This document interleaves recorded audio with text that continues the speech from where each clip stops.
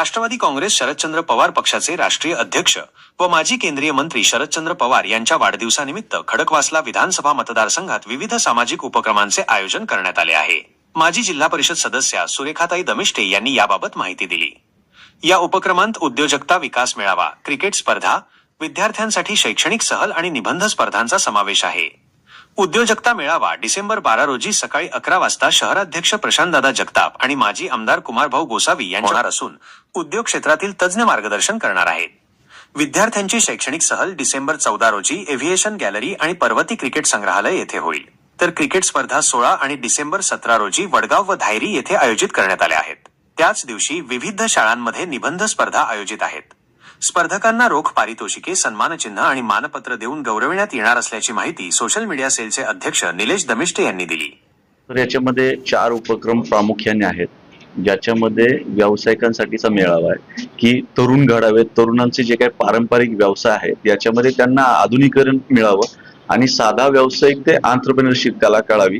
जे काही आजच्या तारखेमध्ये इंडियामध्ये शार्क टँक सारखे कार्यक्रम येतात ते आजच्या पिढीला अजून तेवढे माहिती नाहीये, तर त्याच्याही पेक्षा छान लेवलचे व्यावसायिक शिक्षण त्यांना मिळावं, मार्गदर्शन मिळावं ही आमची त्याच्या मागची प्रामाणिक इच्छा आहे, अपेक्षा आहे। त्याच्यानंतर 10वी 12वीची मुलं जे आहेत त्यांच्यासाठी निबंध स्पर्धा घेतोय, तर त्यांच्यात हुशार मुलं जे आहेत, होतकरू मुलं आहेत, ती लवकर समाजाच्या पुढे यावी, त्यांना काही लागली गरज तर ती आजूबाजूच्या परिसरातून चांगल्या लोकांकडून मिळावी की त्यांना लवकर स्पीड घेता यावं, हे त्याच्या मागचं उद्दिष्ट आहे।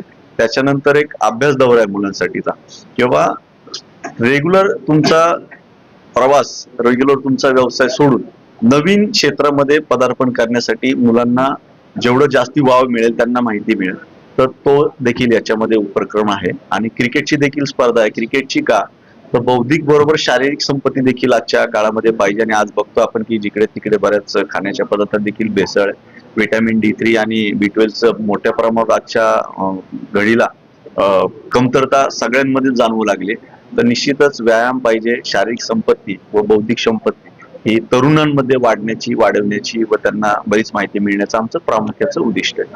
कधी असणार आहे, स्वरूप कसं असणार आहे, कोणत्या तारखेला कोणता मेळावा? हे जे आहे हे आपल्या महाराष्ट्रामध्ये नाही, भारतामध्ये नाही, तर जगात ज्यांचं नाव आहे असे शरदचंद्र पवार साहेब यांचा वाढदिवस जो 12 डिसेंबर या तारखेला आहे, तर आत्ताची येती 12 डिसेंबर 2025 तारीख आहे, ज्या दिवशी आपण हे व्यावसायिक मेळावा ठेवून सुरुवात करतोय।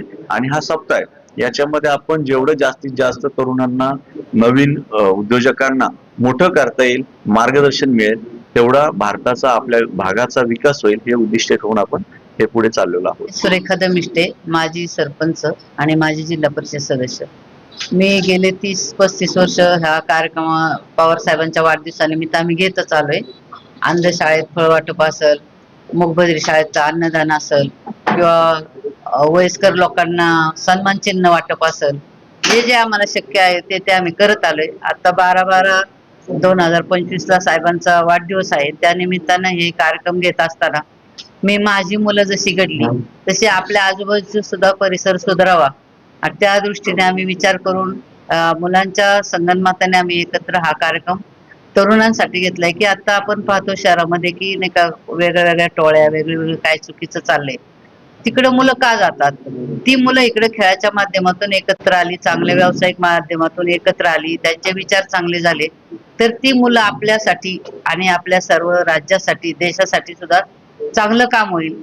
आणि त्याला निमित्त साहेबांचा वाढदिवस हे ठरवून हे सगळे निबंध स्पर्धा असतील किंवा व्यावसायिकांच्या स्पर्धा असतील, हे सगळं घेण्याचं कारण म्हणजे हा मूळ उद्देश हाच आहे की आपल्या बरोबर हा तरुण समाज सुधारला पाहिजे। कार्यक्रम हे आम्ही धायरी परिसरातच, खडकवासल्याच्या परिसरातच घेणार। त्याचं कारण की माझा शेजारी पहिला चांगला झाला पाहिजे, ते शेजारची मुलं जर सुधारली तर त्याचं बघून बाकीचे मुलं सुधारतील।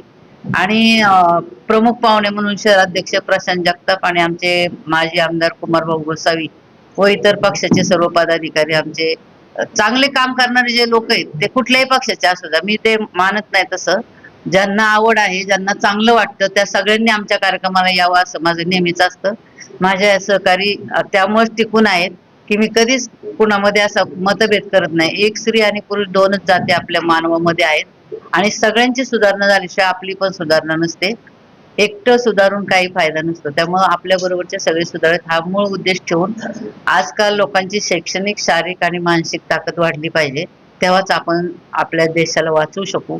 आता कचरा असेल किंवा पाणी असेल, सगळं शासन सुद्धा कोण आहे? आपणच आपल्यासाठी बनवलेलं शासन असतं.